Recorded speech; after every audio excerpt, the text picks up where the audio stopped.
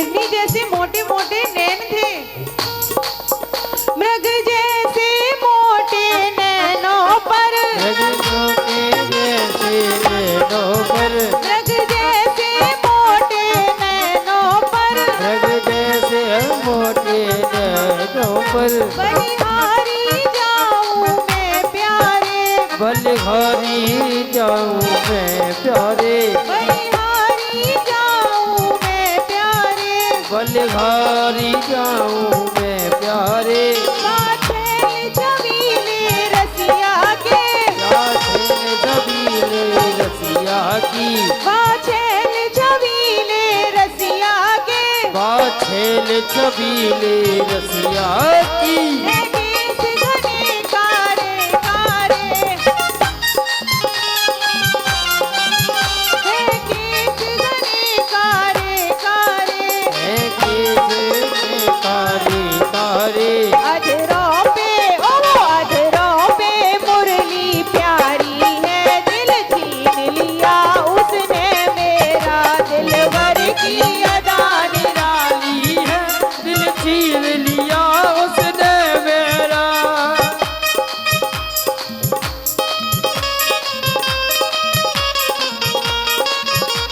और वो गोपी कह रही है कि हे सर्वेश्वर, तुम मेरे हो और मैं तेरी हूँ, आज हम सब भूल चुकी हैं। रुक जा, लेकिन रुक जा, रुक जा। जय हो राधे, जय जय श्री राधे।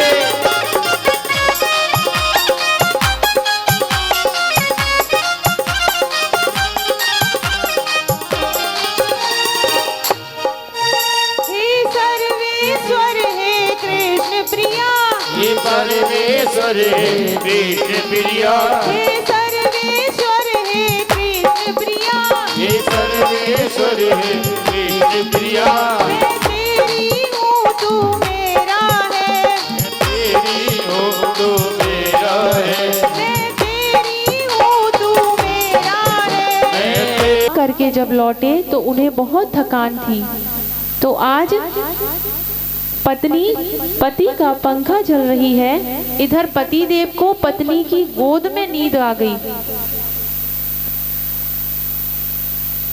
अब उस पत्नी ने देखा कि उसका 1.5 साल का जो बालक है वो अग्नि कुंड की ओर घुटुअन घुटुअन चल के बढ़ रहा है। अब वो ये सोच रही है कि अगर मैं बालक को बचाऊं तो मेरे पति जो थके हुए सोए हैं इनकी नींद टूट जाएगी, तो मेरा पतिव्रता धर्म नष्ट हो जाएगा, और अगर बालक को नहीं बचाया तो मेरे बालक का अंत हो जाएगा। तो आज जैसे ही वो बालक अग्नि कुंड के पास गया तो उस मैया ने अपने नेत्रों को बंद कर लिया, लेकिन बालक को बचाने नहीं गई। और जब पति नींद से उठे तो मैया दौड़ी दौड़ी अग्निकुंड के पास गई, तो देखा कि उसमें अग्निकुंड में वो बच्चा किलोल कर रहा है। देखा गोपियों, पतिव्रता नारी की शक्ति कितनी होती है कि आज वो अग्नि भी शीतल हो गई, उसके बालक को कुछ नहीं हुआ। तो तुम्हें यहाँ इस अर्धरात्रि में नहीं आना चाहिए था। तो एक गोपी बोली, कन्हैया तेने कह ली अपनी बात, ये तेरे जैसी 2-4 कथा तो हमें हुआ आवे, तू कहवे तो हम सुनाए। तो कन्हैया ने कही, हाँ बताओ। कि कन्हैया एक पतिव्रता नारी थी जो अपने पति की बहुत सेवा करती थी। जब पतिदेव खाना खा लेते तभी भोजन करती। एक बार उस मैया के पति को बाहर जाना पड़ा, तो उसके पति ने उसे अपनी एक तस्वीर दे दी कि तुम जब मैं ना हूं तो इसकी सेवा करके भोजन करना। तो अब उस मैया का ये धर्म बन गया कि रोजाना वो उस तस्वीर की सेवा करे, उसे भोग लगाए, तब वो भोजन करे। अब पता है कन्हैया, एक दिन वो मैया अपने पति को भोग लगा रही थी, तभी उसका पति दरवाजे पर आ गया। अभी वो उस तस्वीर को भोग नहीं लगा पाई थी। इधर उसका जो पति है वो दरवाजे पे खटखटा रहा है। तो अब कन्हैया ये बता कि वो पहले दरवाजा खोले या उस तस्वीर की पूजा करे। तो कन्हैया ने कहा कि अरे जब असली का पति दरवाजे पे खड़ा है तो उस तस्वीर को क्यों पूजेगी, अब तो वो पहले दरवाजा खोलेगी। तो गोपी बोली कि वही तो कह रही हम कन्हैया, ये बता कि जब हमें असली पति मिल गया तो हम उस देहधारी पति को क्यों वरण करेंगे। जब हमें सच्चे पति मिल गए तो हम क्यों जाएंगे उस देहधारी पति के पास। मीराबाई भी कहती है, ऐसे वर को क्यों वरूं जो जन्मे मर जाए, बर बरिए गोपाल जी जैसे चुड़लो अमर है जाए। हम ऐसे पति को बार बार क्यों वरें जिससे हमें बार बार जन्म लेना पड़े। जब हमें आत्मा के पति से हमारा मिलन हो गया, जब हमारी आत्मा को परमात्मा की प्राप्ति हो गई, फिर हम क्यों भटकें। तो आज गोपियों के वचनों को सुनकर कन्हैया ने कहा कि आज हम सब मिलकर रास करते हैं और आज दो दो गोपियों के बीच में एक एक कन्हैया हो गए। इधर राधा रानी भी वहां आ गई और सभी गोपियां और कन्हैया राधा रानी रास कर रहे हैं। ये जो रास है ये कोई शारीरिक तत्व नहीं है। इस रास में कोई भी देह की अनुभूति नहीं है। यहाँ पर जब विरक्ति आ जाती है, जब हम काम को भूल जाते हैं, अर्थात परमात्मा के प्रति हमारी निष्काम भाव से आसक्ति हो जाती है, हम परमात्मा में हो जाते हैं, पार ब्रह्म में लीन हो जाते हैं, तब हम रास के अधिकारी होते हैं।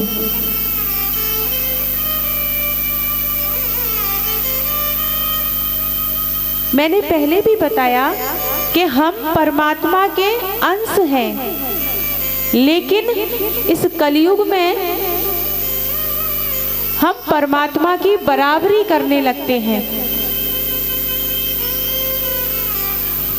क्योंकि हमारे युवा वर्ग पीढ़ियों को जो उनकी शिक्षा में बताया जाता है तो वो उन्हें केवल जीविकोपार्जन करने के लिए ही शिक्षा दी जाती है।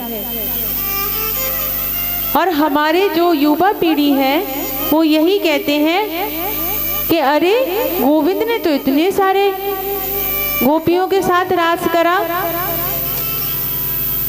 तो क्या हम दो चार फ्रेंड सर्कल नहीं बना सकते। This type of language use all generation. इस टाइप की लैंग्वेज आप सभी बच्चे यूज करते हैं, पर बेटा जो राम ने करा वो हमें अपने कर्म में धारण करना है, और जो कृष्ण ने कहा वो हमें अनुसरण करना है। कृष्ण का किया हुआ हम नहीं कर सकते, राम के किए गए कार्य हम कर सकते हैं। राम ने हमें गृहस्थ जीवन के बारे में सिखाया और कृष्ण ने हमें जो कहा उसका अनुसरण करना है। चलो कहते हैं कि गोपियों के संग कृष्ण ने रास किया तो क्या हम नहीं कर सकते? तो भैया मेरे कन्हैया ने अपनी कनिष्ठिका उंगली पर गिरवर को उठाया। क्या कोई भी सामान्य पुरुष एक ईंट को भी अपनी उंगली पर उठा सकता है? नहीं। तो हम परमात्मा के अंश हैं। जिस प्रकार से पहले भी बताया मैंने, हम गंगा जल में स्नान करते हैं और गंगा जल का जल जब हम घर लेकर आते हैं एक पात्र में, और उस पात्र को हम एक तरफ रख देते हैं कि अपने गोविंद को नहलाएंगे, लेकिन तभी वहां पर आकर एक कुत्ता उसमें मुंह डाल जाता है, तो उस जल को हम फिर कन्हैया को स्नान नहीं कराते, पर वो गंगा जल था। और जब हम गंगा में स्नान करते हैं और वहां पर कोई कुत्ता आकर जल पी जाए, तो क्या हम उस गंगा में से निकल आते हैं? स्नान नहीं करते। तो यही बात समझने की है कि वो गंगा जो है वो परमात्मा स्वरूप है, और जो हम उसका अंश लेकर आए वो आत्मा स्वरूप है। तो हम में वो सामर्थ्य नहीं जो परमात्मा में है। और जो रास लीला प्रभु ने कराई वो जीव और परमात्मा के सहयोग को दिखाया, ना कि कोई देहधारी पुरुष के द्वारा रास लीला की गई। तो हमारी जो युवा पीढ़ी है उन्हें बहुत अच्छा लगता है कि प्रभु की लीलाओं का गुणगान हो रहा है, और वो इस रास अध्याय को मोटिवेट होने की जगह वो लोग गलत डायरेक्शन में चले जाते हैं। तो प्रभु की लीला हमें हमेशा शिक्षा देती है, और आज सभी गोपी और कन्हैया रास कर रही हैं।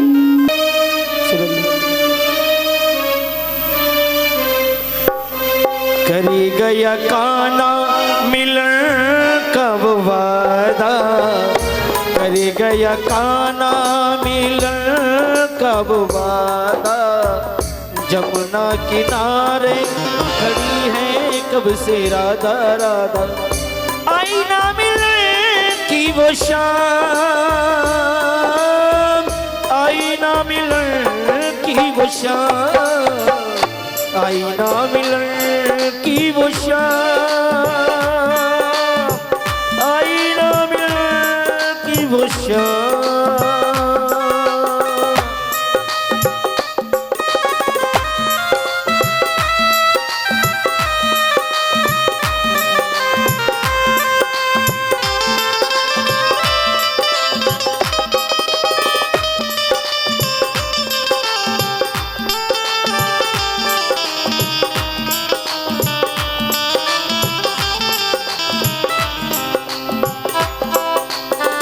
अभी ना बजेगी ब्रज में बसुरिया, अभी ना बजेगी ब्रज में बसुरिया, अभी ना कुकेगी कोई कोयलिया, अभी ना बजेगी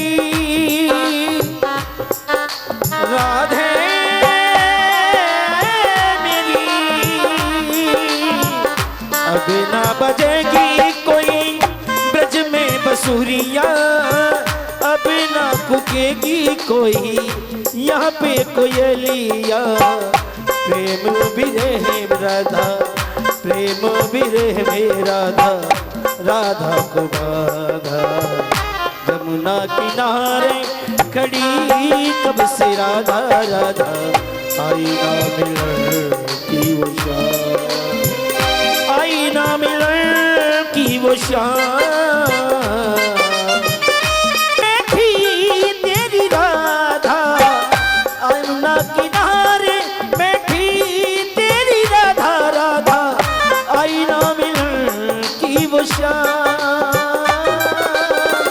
आई ना मिलन की वो शाम।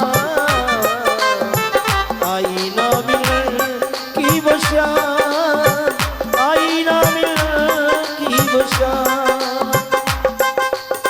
छोड़ के न जा घनश्याम, छोड़ के न जा घनश्याम, मैं तो तेरी दीवानी हो गई, मैं तो तेरी मस्तानी हो गई।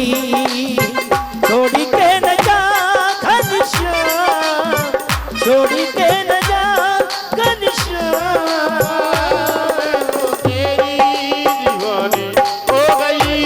मैं तो तेरी, मैं तो तेरी, मैं तो तेरी। कि मेरे बिना सीता तो अपने प्राण त्याग देगी। तो हनुमान जी ने कहा कि सीता मैया के प्राण पखेरु जैसे ही उड़ने को होते हैं, लेकिन जैसे ही वो तुम्हारा नाम लेती हैं तो राम नाम रूपी पहरेदार उनके प्राण पखेरु को उड़ने नहीं देता। तो आज गोपी भी कहती हैं कि हम अपने कन्हैया के बिना रह नहीं सकते, और हम अपने प्राणों को भी छोड़ना चाहें तो ये कन्हैया की याद, ये कन्हैया का नाम हमारे प्राणों को भी नहीं हरने देता। और आज गोपियों के इस प्रेम भाव को देखकर मेरे कन्हैया साक्षात रूप में गोपियों के सामने प्रकट हो जाते हैं और कहते हैं कि तुम्हारे प्रेम की इस पराकाष्ठा को देखकर आज मेरा हृदय भी द्रवित हो गया, और अब तक हमने रास किया था और अब हम करेंगे महारास। तो आज प्रभु ने कहा कि देखो, प्रेम के 4 स्थिति होती हैं। एक होती है कि प्रेम करने वाले से प्रेम करें, वो प्रेम उत्तम है, या जो हमें प्रेम ना करे उससे प्रेम करें वो उत्तम है, या जो आप उससे प्रेम ना करो और वो आपसे प्रेम ना करे वो उत्तम है, या जो अपनी आत्मा में ही रमण करे वो उत्तम है। तो प्रभु ने कहा कि प्रेम की उत्तम श्रेणी है कि जो हमसे प्रेम ना करे हम उससे प्रेम करें। देखो मैया, इस संसार में बहुत से ऐसे लोग हैं कि अगर जैसे 100 लोग हैं तो उसमें से हमें 90 लोग पसंद करते हैं, वो 10 लोग हमें पसंद नहीं कर रहे हैं। तो ये कथा हमें सिखाती है कि हमें उन लोगों से भी प्रेम करना है, क्योंकि मेरे गोविंद ने भी कहा कि प्रेम वो सर्वोत्तम है जो आपको प्रेम ना करे आप उससे भी प्रेम करो। तो आज मेरे गोविंद ने कहा कि आज हम महाराज करते हैं। अब इधर सभी गोपियां और राधा मैया कन्हैया के साथ पहले हुआ था रास और अब होगा महारास। और महारास को देखने के लिए जब पार्वती मैया तैयार हो रही थी तो आज भोले बाबा बोले कि देवी कहाँ जा रही हो? कि अरे वो कन्हैया है, उसने महारास का आयोजन किया है, मैं वहीं पर जा रही हूँ। तो आज भोले बाबा बोले कि देवी हमू जाएंगे। तो पार्वती मैया बोली कि वहां पे तो एक ही पुरुषोत्तम है और तो सब गोपी हैं, वहां पे दूसरे पुरुष को अनुमति नहीं है। तो आज भोले बाबा बोले कि भैया हम तो जरूर जाएंगे। तो पार्वती मैया बोली कैसे जाओगे? तो भोले बाबा कहते हैं हमें वो गोपी बना दो, हम तुम्हारे संग चल देंगे। और भोले बाबा कहने लगे पार्वती मैया से, ओ एक दिना भोले भंडारी बन के ब्रज की नारी वृंदावन आ गए हैं, वृंदावन आ गए हैं। ओ एक दिन भोले भंडारी बन के ब्रज की नारी वृंदावन आ गए हैं, वृंदावन आ गए हैं। ओ पार्वती जी मना के हारी नामा नेत्र मुरारी वृंदावन आ गए हैं, वृंदावन आ गए हैं। जय जय श्री राधे। अच्छा, कौन कौन जाएगा रास में? रास में कौन कौन जाना चाहता है? रास में क्या होता है? हाँ, तो हम तो कहेंगे नहीं क्योंकि आपकी मर्जी है। जो जो रास में जाना चाहता है ताली तो जरूर बजाएं। ओ पार्वती जी मना के हारी नामा नेत्र मुरारी वृंदावन आ गए हैं, वृंदावन आ गए हैं। जय जय श्री राधे।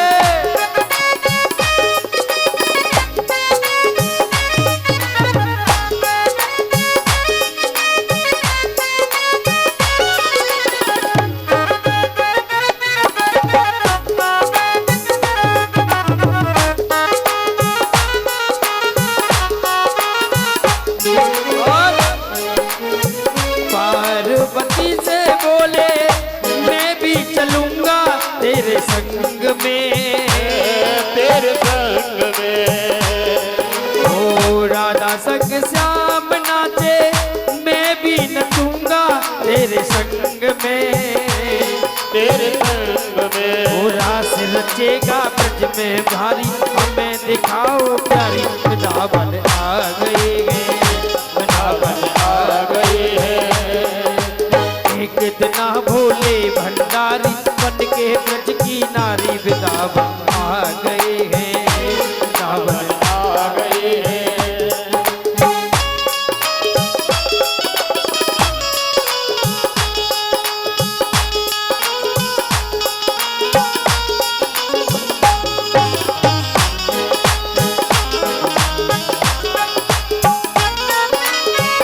और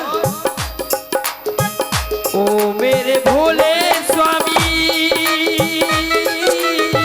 कैसे ले जाऊं तुझको संग में, ओ तुमको रात में। शाम के सिवा वहाँ पुरुष न होगा उस रास में, उसी रात में। और वो हंसी करेंगी ब्रज की नारी मानो बात हमारी वृंदावन आ गए हैं, वृंदावन आ गए हैं।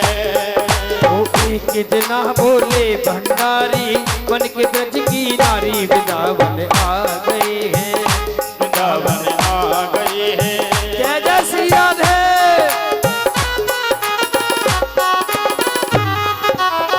भोला बन जाओ भोली घूंघटा निकाल के,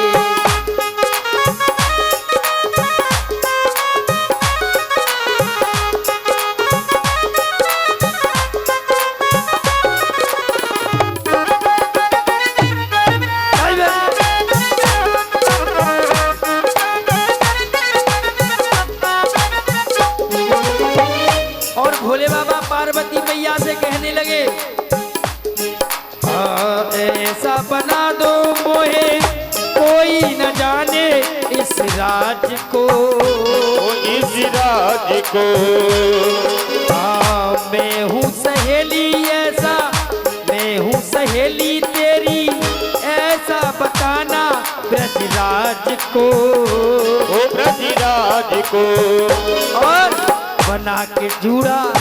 आहा, भोले बाबा का सौंदर्य देखो कितना सुंदर होगा। वो बना के जूड़ा पहन के साड़ी चाल चले मत वाली वृंदावन आ गए हैं, ओ वृंदावन आ गए हैं। वो एक इतना भोले भंडारी बन के ब्रज की नारी वृंदावन आ गए हैं, वृंदावन आ गए हैं। आज भी लग रहे पार्वती जी मना के हाथ।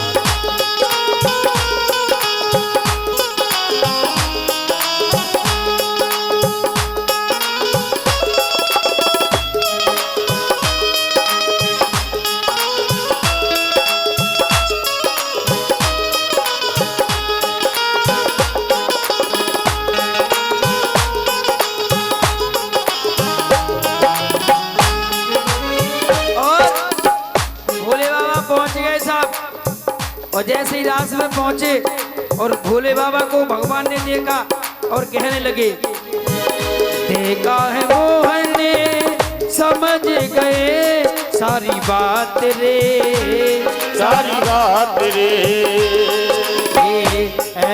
ऐसी बजाई बंसी सुध बुध भूले भोलेनाथ रे, ओ भोलेनाथ रे। और वो सिर से सरक गई जब साड़ी, और सिर से सरक गई जब साड़ी, मुस्काए गिरधारी आ गई है, रात में आ गई है, ओए ओए ओए ओए। सिर से सरक गई जब साड़ी, मुस्काए गिर। अब तो भोले बाबा ऐसे नाचे के साड़ी खड़ी है गई, समझ गई।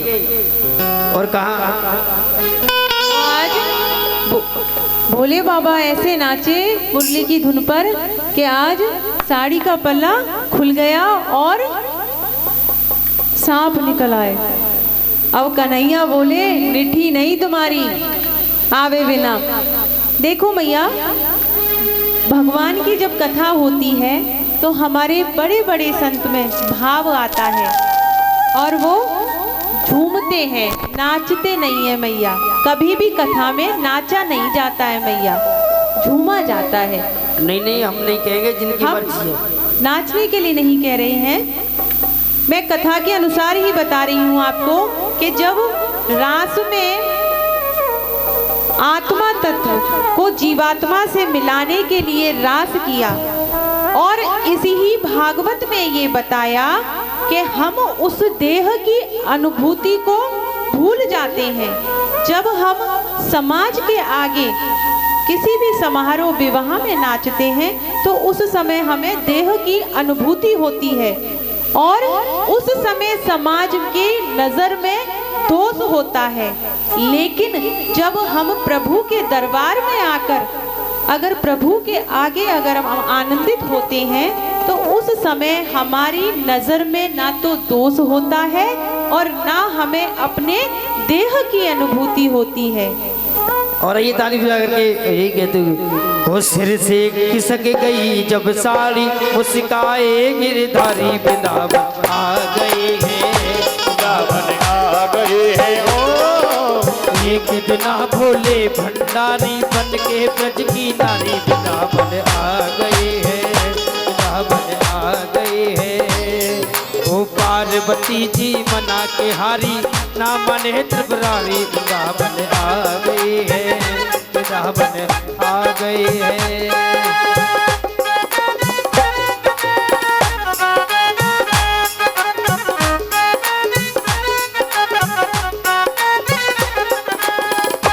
कैसो सुंदर सजो है दरबार की, दर्शन कर ले हो जी।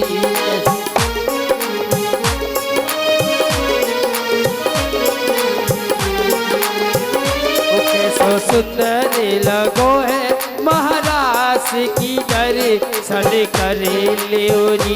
कैसो सुंदर रचो है महाराज के, दर्शन कर लो जी।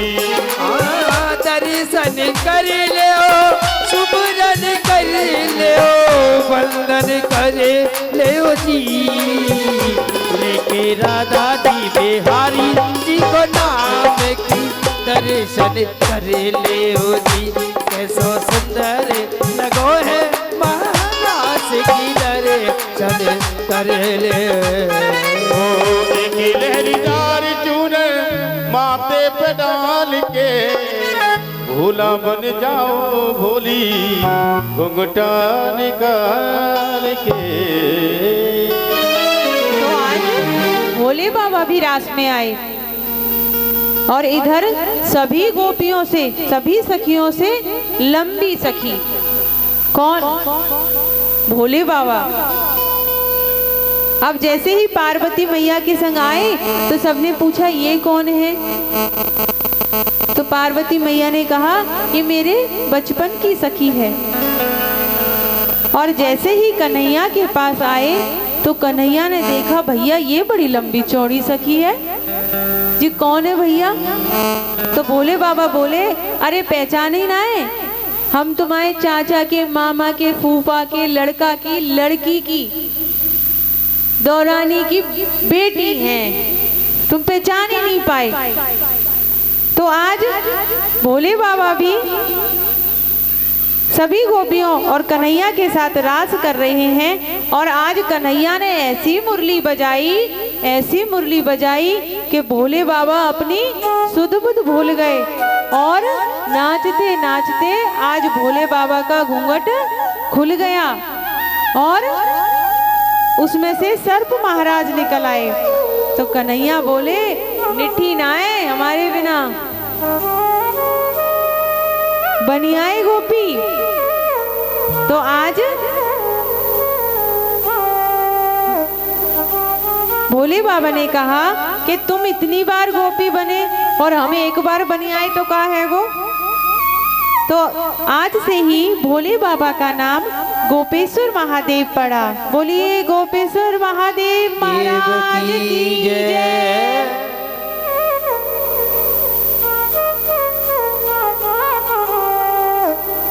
तो ये जो रास था इसमें कोई देह संबंधी रास नहीं था, ये परमात्मा का जीवात्मा से मिलन था। पहले हमारे इस समाज में दृष्टि दोष नहीं था, तो हर जगह प्रेम की भावना थी। पहले ग्रामीण क्षेत्रों में होली हुआ करती थी मैया, और उस होली में सभी महिलाएं, सभी पुरुष एक दूसरे को होली का फगुआ देते थे और नृत्य करते थे। पहले उस नृत्य शैली को गलत नहीं माना जाता था। क्यों नहीं माना जाता था? क्योंकि हमारी दृष्टि में दोष नहीं था। पहले अपने से छोटी को बहन, अपने से बराबर जो होते हैं उन्हें सखा, अपने से जो बड़े हैं उनको पिता या माँ का दर्जा दिया जाता था। व्रत जो होते हैं उन्हें दादी बाबा का दर्जा दिया जाता था। पहले बहुत स्वच्छंद रूप से सब अपना जीवन निर्वाह करते थे। आज प्रभु की कथा में भी अगर हम आनंदित होते हैं तो हम उठने में संकोच लगता है। क्यों? क्योंकि हमारी दृष्टि में दोष आ गया। प्रभु के इस महारास में जब स्वयं महाराज तो कहते हैं कि आपका काल जो नंद बाबा के यहाँ अवतार ले चुका है और अब तो वो 11 वर्ष 54 दिन का हो गया है और अभी तक आप उसका अंत नहीं कर पाए।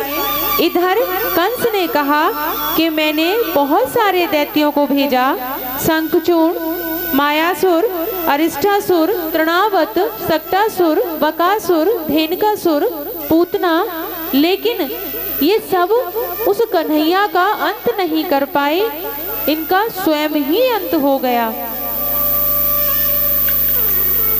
तो नारद जी ने कहा कि देखो भैया, मैं कुछ नहीं जानता, तुम ऐसा करो कि तुम्हें जो शिव ने धनुष दिया था तुम उसका यज्ञ मेला लगाओ और कन्हैया को और बलराम को उस यज्ञ मेले में बुलाओ और फिर उनका अंत कर देना और परसों मुझे ये खबर मिल जानी चाहिए।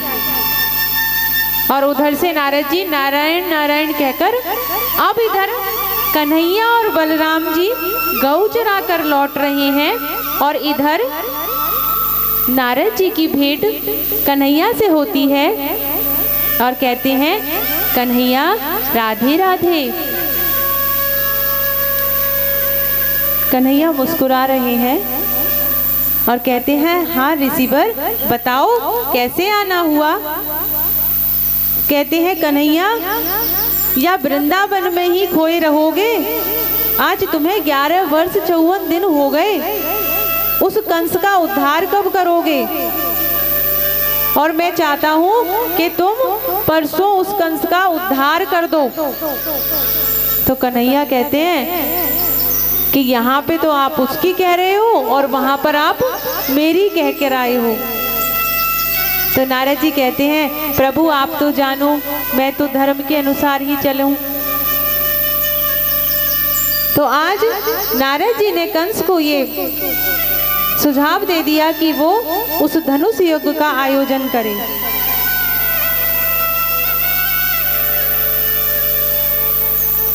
भगवान की लीला मैया बहुत विचित्र है। भगवान अपने भक्तों के भाव को जान लेते हैं।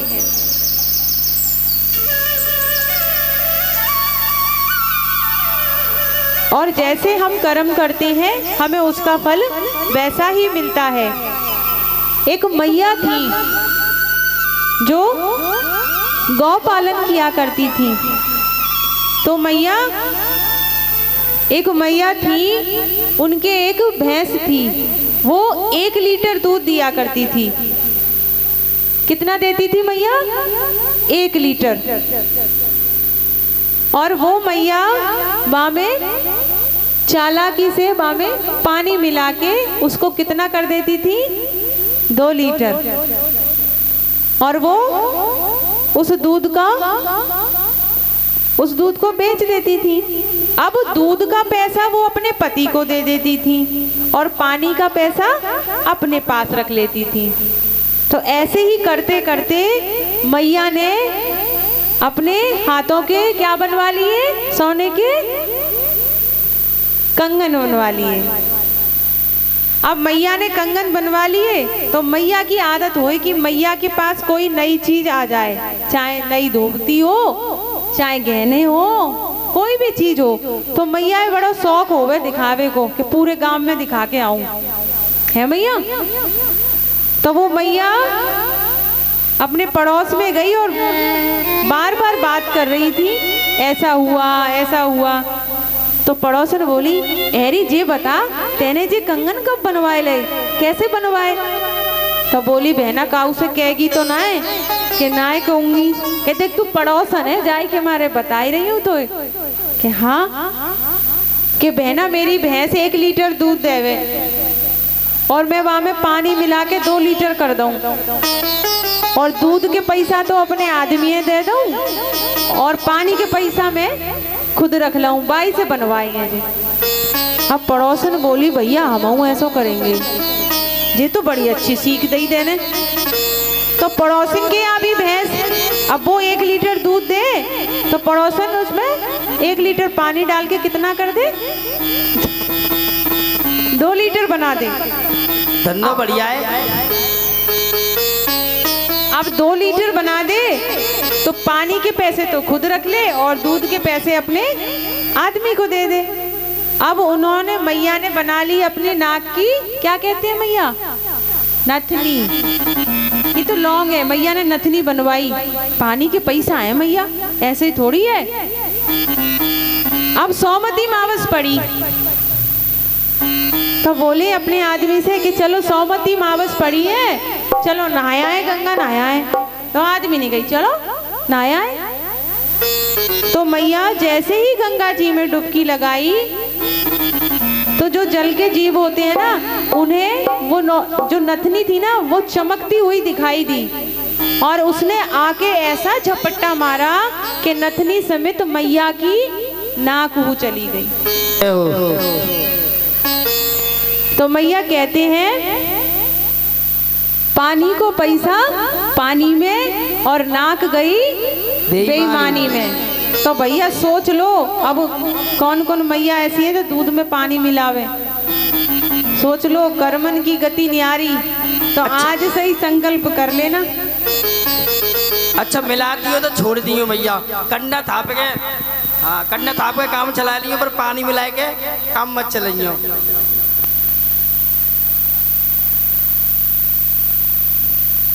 यज्ञशाला सजाई है, इधर यज्ञशाला की तैयारियां हो रही हैं। देखो मैया, आप आपस में बात कर रहे हो पानी अगर मिलाते हो तो छोड़ दियो, अब कंडा थाप के काम चला लो, है ना। कथा में आ रही है, क्योंकि देखो जैसा कर्म करोगे वैसा फल देगा भगवान। ये है गीता का ज्ञान, व्यास जी का ज्ञान नहीं है ये, है ना। तो कोई भी दृष्टांत भी इसलिए सुनाए जाते हैं कि वो आपको कोई ना कोई शिक्षा दें और निंद्रा देवी को आपसे दूर रखें। संकीर्तन अगर कराया जाता है, देखो मैया भागवत हमारी दो पद्धति की है। एक हम आपको संत पद्धति से अगर सुनाते हैं तो बिना गायन वादन के सुनाएंगे, एक अगर हम नारद पद्धति से सुनाते हैं तो आपको गायन के द्वारा कथा को समझाएंगे।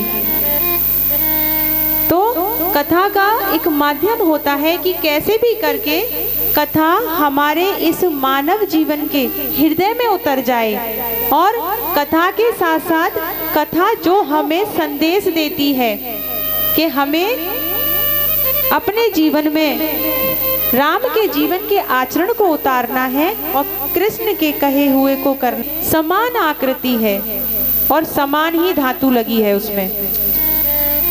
तो उस स्वर्णकार के पास बहुत से लोग आए और उसने पूछा कि मेरी ये एक मूर्ति 1 लाख रुपए की है और एक 10 लाख रुपए की है, बताओ इनमें अंतर क्या है, जबकि ये दोनों समान हैं, मूल्य अलग अलग हैं, क्यों? तो कोई भी नहीं बता पाया। तभी एक संत वहां आए और उन संत ने एक सूतली लेकर जब एक मूर्ति के कान में डाला तो वो एक कान से दूसरे कान में पार निकल गई, और जब दूसरी मूर्ति में डाला तो वो कान से उसके पेट में चली गई। तो संत ने कहा जो एक कान से दूसरे कान से सूतली निकल गई ये 1 लाख रुपए की है, और जो सूतली इस मूर्ति के पेट में चली गई ये 10 लाख रुपए की है। तो ऐसा क्यों कहा उस संत ने, बताओ मैया। मैं तो रोजाना बता रही हूँ आपको, समझ में आ रहा होगा क्यों कहा।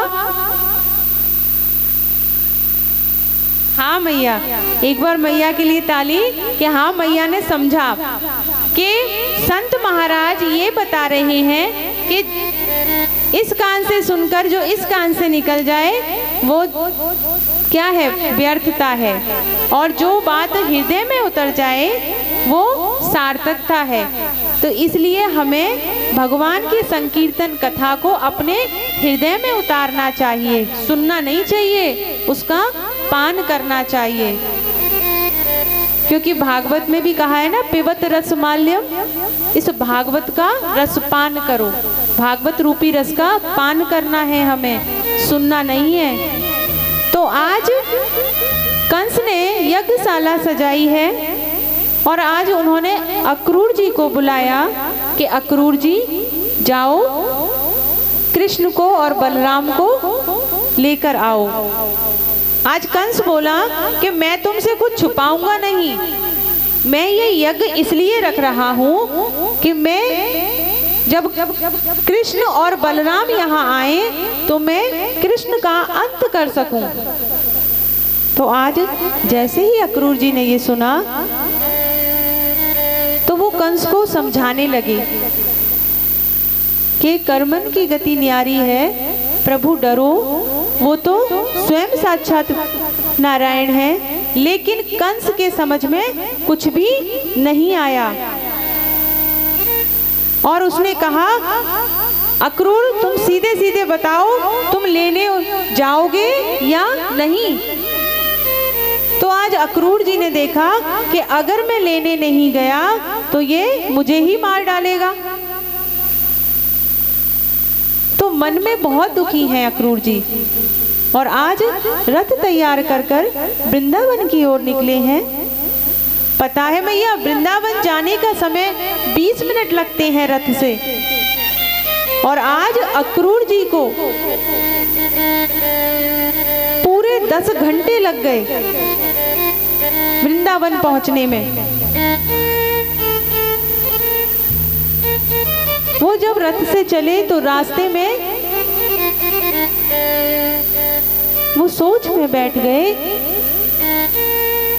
कि जो वृंदावन में माखन मिश्री खाता है, जो इतने लाड से मेरे यशोदा मैया और नंद बाबा के यहाँ पला बड़ा है, उसे ये कंस मार देगा।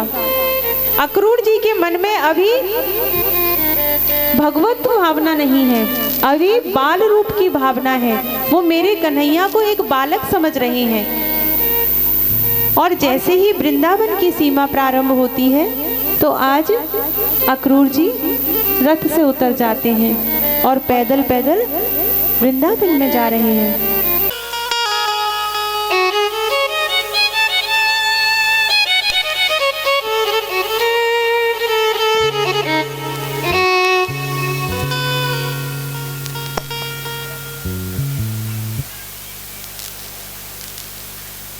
अब इधर कन्हैया ने सुदामा की दीन दशा को देखा और आज मेरे कन्हैया ने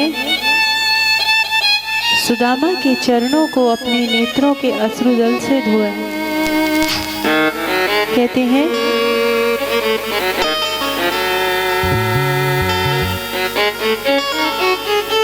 कि देख सुदामा की दीन दशा, करुणा निधि करुणा करके रोई। आज सुदामा की दीन दशा को देखकर मेरे प्रभु ने रुक्मिणी मैया से कहा कि मेरा मित्र आया है, जाओ जल ले आओ। आज मैं अपने मित्र सुदामा के चरणों को धो रही हैं। देख रहे हैं कि हाय सखा महा दुख पायो। और कन्हैया ने चरणों को पहुंचकर आज सुदामा जी को अपने सिंहासन पर बिठाया। तो सुदामा ने कहा, अरे कन्हैया ये तो तेरो सिंहासन है। सुदामा से कन्हैया ने कहा कि जितना ये सिंहासन मेरा है तुम्हारा भी है, तुम तो मेरे बचपन के यार हो। और आज सुदामा जी कन्हैया के साथ जब भोजन कर रहे थे तो बहुत सारे व्यंजन लगा दिए। तो आज सुदामा ने एक सब्जी निकाली और बोले, कन्हैया मैं तो सादा भोजन करे हूँ, इतने व्यंजन खाऊंगा तो मैं भजन ही ना कर पाऊंगा। और आज भोजन से निवृत्त होकर कन्हैया मेरे सुदामा के चरण दबा रहे हैं और कह रहे हैं कि अरे ब्राह्मण पुत्र अभी कुआरे ही हो या ब्याह है गो तुमाओ। तो सुदामा जी ने कही कि वैसे मन तो ना ही था, लेकिन माँ पिताजी ने विवाह करा दिया। तो कन्हैया बोले, भैया बड़ो चालाक निकलो तू तो, तेने तो बताई ना है ब्याह कर लो।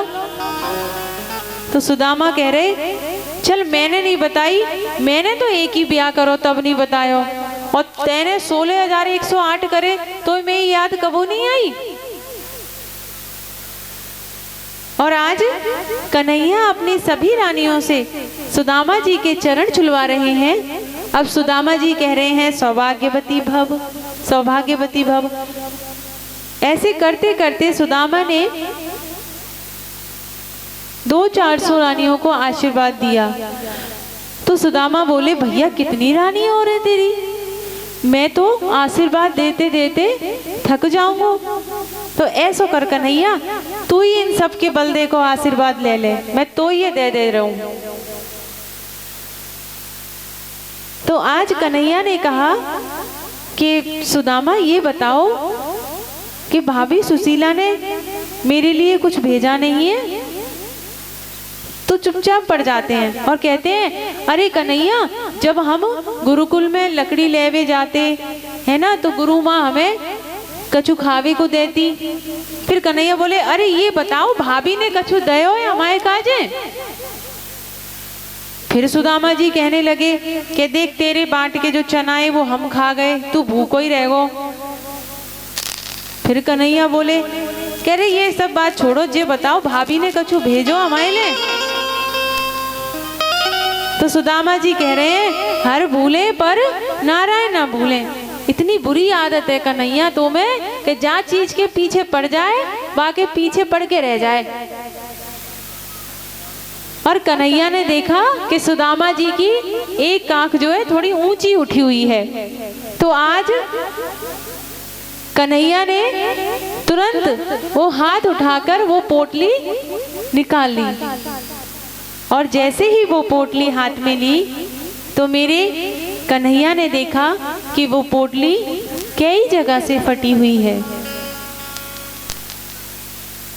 और कन्हैया मन ही मन सोच रहे हैं कि मेरा कितना निर्मल मन वाला मेरा मित्र है कि मुझे अपनी दशा के बारे में नहीं बता रहा है। और कन्हैया ने जैसे ही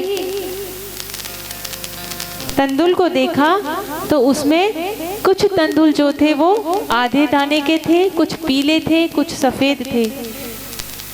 तो आज कन्हैया ने ये भी समझ लिया कि मेरे सुदामा के यहाँ कितनी गरीबी है। और आज कन्हैया ने ये संकल्प कर लिया कि मैं सुदामा की ये गरीबी दूर करूंगा। और आज कन्हैया ने जैसे ही एक मुट्ठी चावल भरकर खाना प्रारंभ किया तो आज कन्हैया ने मेरे सुदामा को स्वर्गलोक दे दिया। रुक्मणी मैया ये देख रही हैं, इधर मेरे कन्हैया ने जैसे ही दूसरी मुट्ठी तंदुल खाया तो आज सुदामा जी को सारी पृथ्वी के एक छत्र सम्राट का जो सुख होता है वो मेरे सुदामा को दे दिया। और जैसे ही मेरे कन्हैया तीसरी मुट्ठी खाने को हुए तो रुक्मणी मैया ने आकर हाथ पकड़ लिया कि अरे महाराज क्या करते हो, कच्चा चावल आपको नुकसान करेगा। रुक्मणी मैया समझ गई थी कि अगर ये तीसरी मुट्ठी भी खा लेंगे तो ये पूरा लोग पूरा राज्य अपना सुदामा को दे देंगे। तो रुक्मणी मैया ने कहा कि लाओ हम भी तो देखें इन तंदुल में कैसा स्वाद है।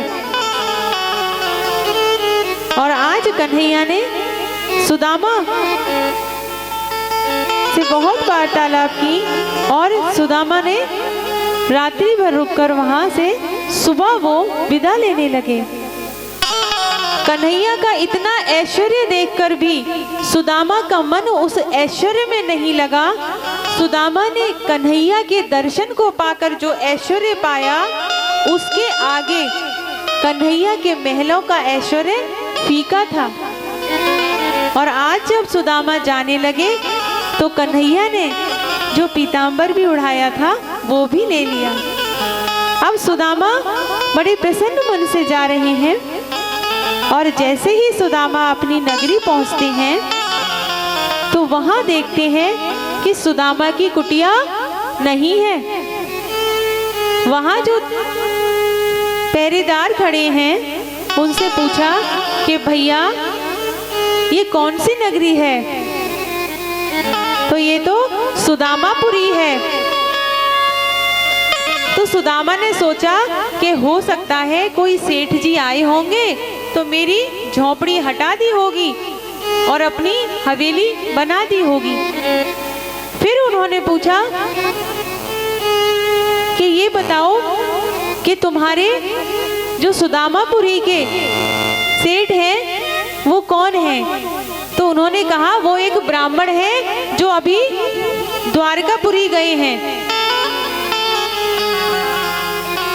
इधर सुदामा ने पूछा कि तुम्हारे वो ब्राह्मण कितने महीनों से द्वारका गए हैं?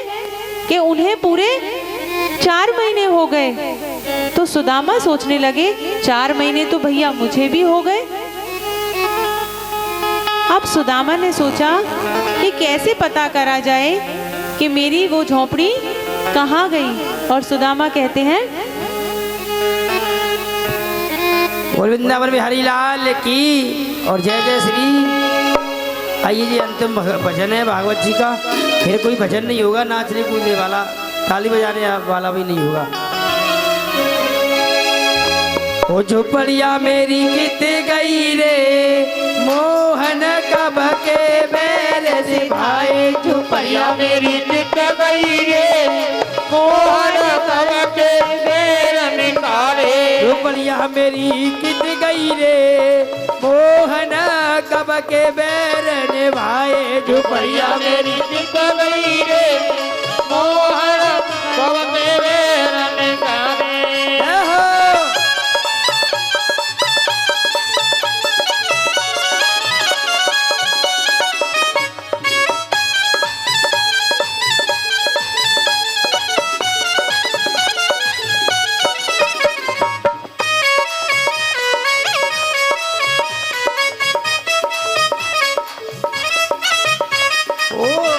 तो हजी मेरी टूटी सी झुपड़िया चलता है।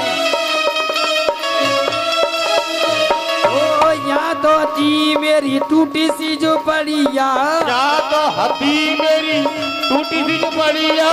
टूटी सी झुपड़िया एक बूढ़ी सी टुकड़िया। टूटी सी झोपड़िया बाबा, टूटी सी झोपड़िया। यहाँ कर ओ या कंचन महल बने, मोहन कब के बैर निभाए। झुपड़िया मेरी कित गई रे, मोहन कब के बैर निभाए।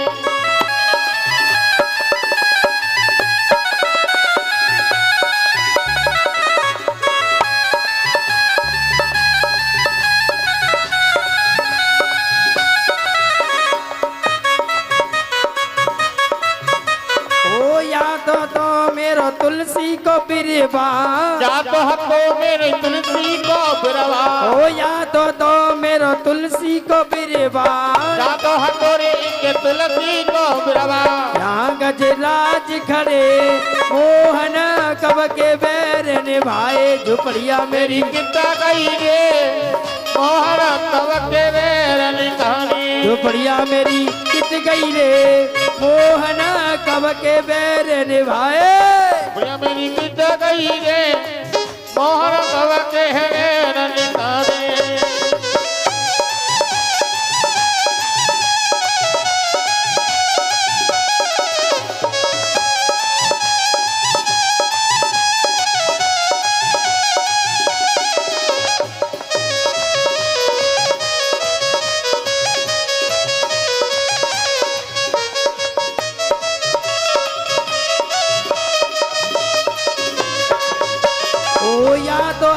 मेरी कपिला सी गैया, या तो हथी मेरी कपिला सी गैया। कपिला सी गैया मेरी कपिला सी गैया। कपिला सी गैया मेरी कपिला सी गैया।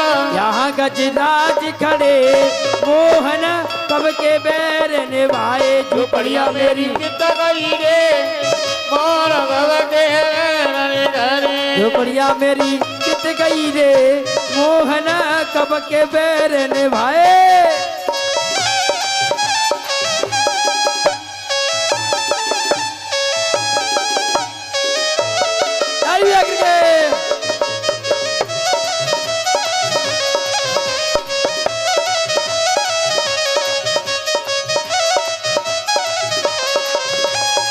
या तो हथी एक बूढ़ी सी ब्राह्मणी।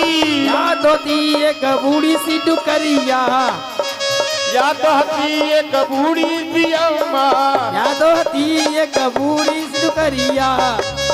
दासी दास खड़े, मोहन कब के बैर निकाले। झुपड़िया मेरी कित गई रे, मोहन कब के बैर निभाए।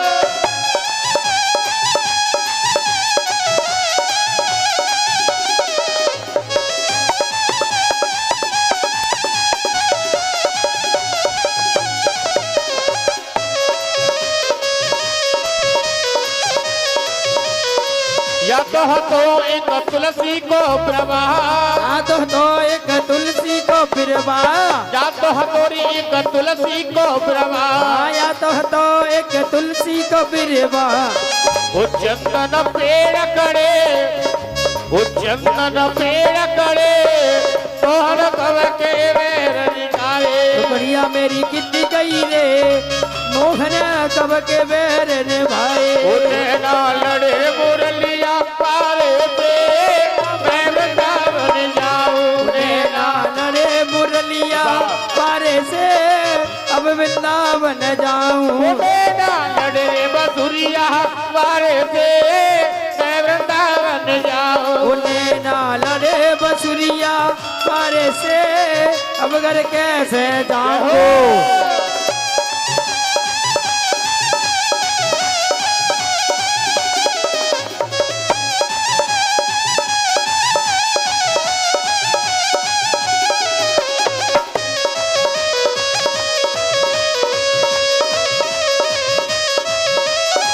घर जाऊं तो मेरी सास लड़ेगी, वो घर जाऊं तो मेरी सास लड़ेगी।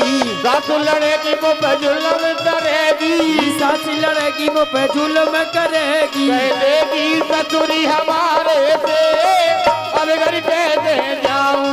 नैना लड़े मुरलिया पारे से, अब घर कैसे जाऊं। जय हो जीतू भैया।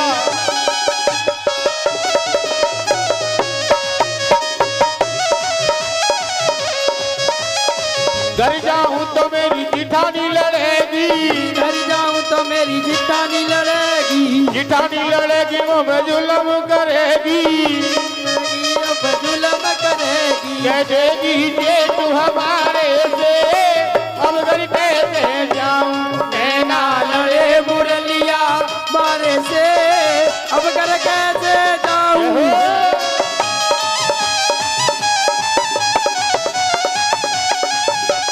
जय हो बल्ली।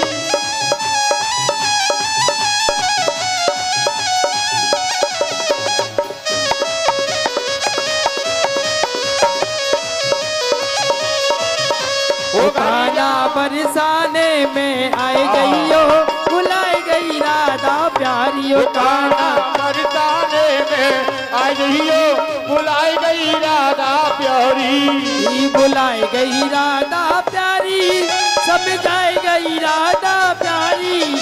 बुलाई गई राधा प्यारी, ओ बुलाई गई राधा प्यारी। ओ गाना बरसाने में आई जइयो, बुलाई गई राधा प्यारी। ओ काना बरसाने में आई गई हो, बुलाई गई राधा प्यारी।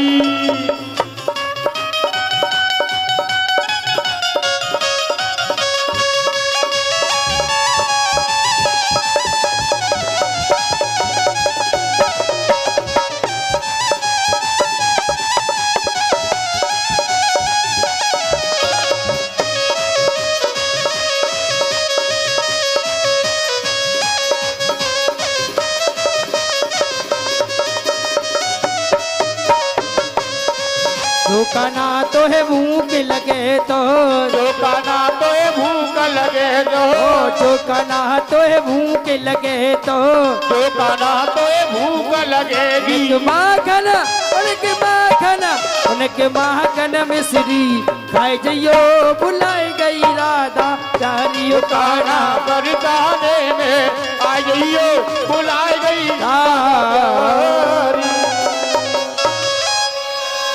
जय जय श्री राधे। लगे तो उधर से सुशीला जी आ रही हैं, तो सुदामा ने देखा कि ये जो सेठानी आ रही हैं ये भी मेरी धर्मपत्नी नहीं है, क्योंकि पहले सुशीला जी थी बिल्कुल दुबली पतली और अब थोड़ी सी मोटी हो गई हैं। और जब सुशीला जी सुदामा जी के पास आती हैं तो उनके चरण छूती हैं। भी तुम हाँ भैया, इनमें ऐसा व्यक्ति तो ना है कोई जाने दान दे दो। तो उन्होंने कहा देवी तुम कौन हो? तब सुदामा जी से सुशीला ने कहा अरे मैं सुशीला हूँ। तो आज सुदामा जी कहते हैं ये राजपाट ये वैभव सब कहाँ से आया कि वो कन्हैया की ही कृपा है। तो सुदामा जी कहते हैं कि ठीक है भैया, तेने जाई के मारे मोए द्वारिका भेजो।